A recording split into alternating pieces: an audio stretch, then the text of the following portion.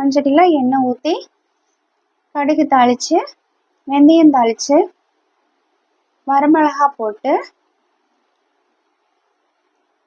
கருவேப்பிலை போட்டு பூண்டு போட்டு நல்லா வதக்கணும். நல்லா வதக்கி கொடுத்து நல்லா வதங்கினதும் நம்ம நறுக்கி வச்சிருக்கிற வெங்காயம் போட்டுக்கலாம். வெங்காயத்தை நல்லா வதக்கிக்கணும். கத்திரிக்காய் நமக்கு நீர்ச்சத்து நிறைஞ்ச காய்கறி. இதில் நிறைய ஊட்டச்சத்துக்கள் இருக்கு. இது இரத்த ஓட்டத்தை நல்லா சீர்படுத்தி கொடுக்கும். மூளை செயல்பாட்டை மேம்படுத்தி நரம்பு மண்டலத்துக்கும் நல்லது. வெங்காயம் நல்லா வதங்கினதும் நம்ம தக்காளி போட்டுக்கலாம்.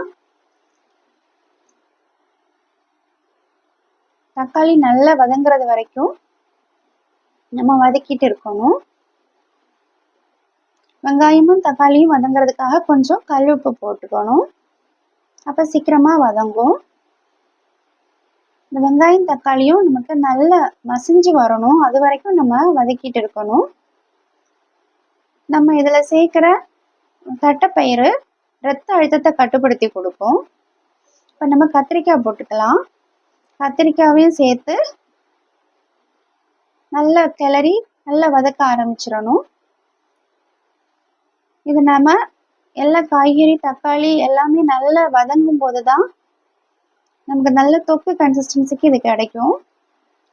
இதில் நம்ம சேர்க்குற தட்டைப்பயிறு நிறைய பொட்டாசியம் இருக்குது. இதனால இது இரத்த அழுத்தத்தை சமநிலையில் வச்சுருக்கோம்.